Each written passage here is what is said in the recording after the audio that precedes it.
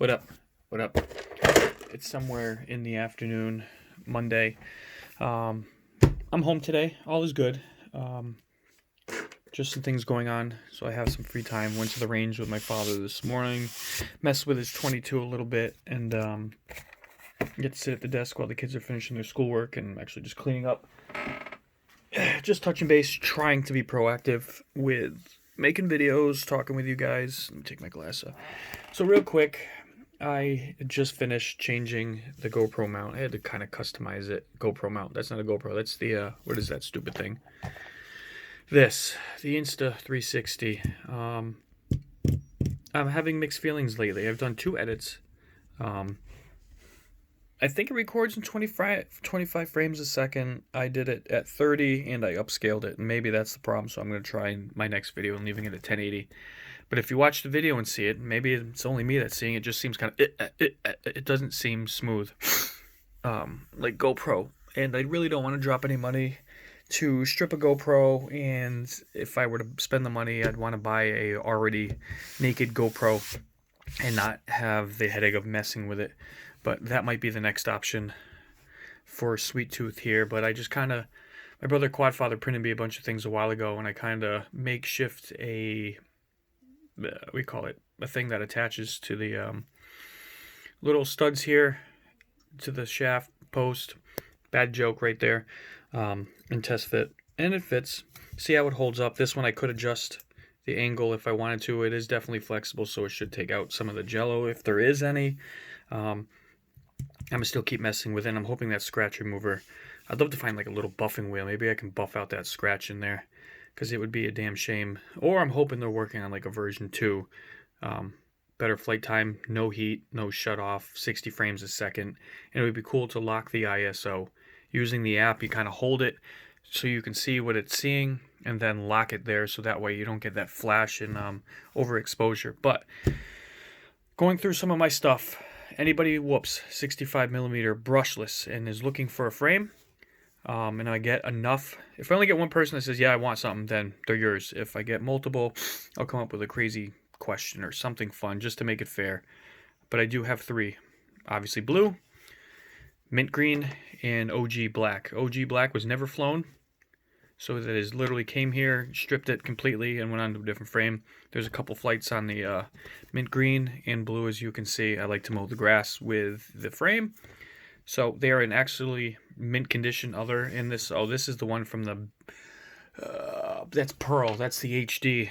That was the HD when I converted over to 75mm that I'm still tweaking. So that's that one, and that can actually do a 2S on here. So let me know. If you're only looking for 1S, then I'll take that little deal off. But yep, I have those if somebody's interested. Where is my cool little stand? So I'm going to put you on my stand real quick. And I am going to hopefully not shake the living crap out of this here. Let's see if it works. Perfect. Oh. Okay. So in the pursuit of standing out in this hobby and modding stuff, which if you've been following me for a while, you know I don't leave anything alone. I had picked up a second pair of box goggles to start using as main and use my other ones as backup because they got a few years on them, and wanted to make them stand out. So I will show you those if I can find them. I don't even know where the hell I put them. Oh, they're in the drawer here. Ugh.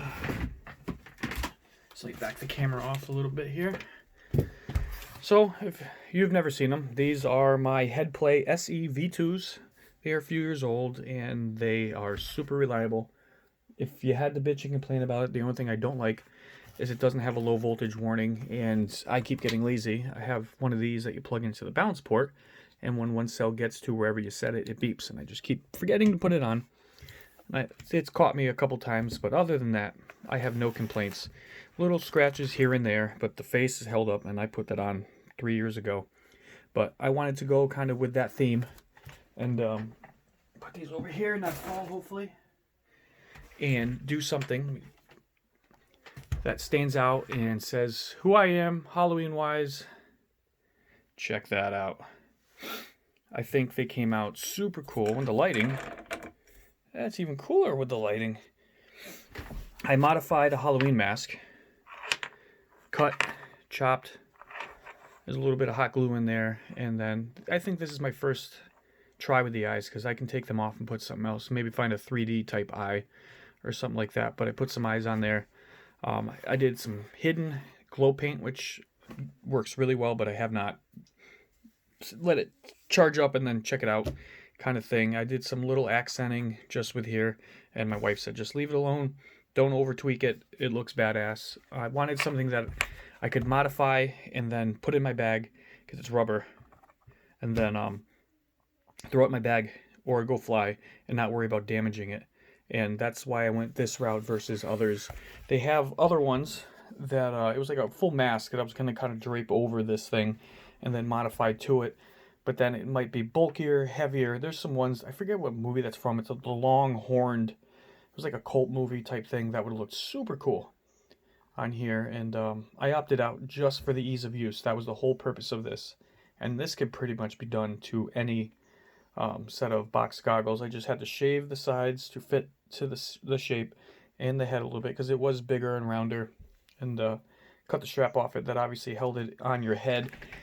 Other than that, I know it took me like 2 hours, I think, but I think it definitely it makes a statement. If somebody were to walk into the woods, God forbid, and they saw it from a distance and saw that on my face, I can only imagine.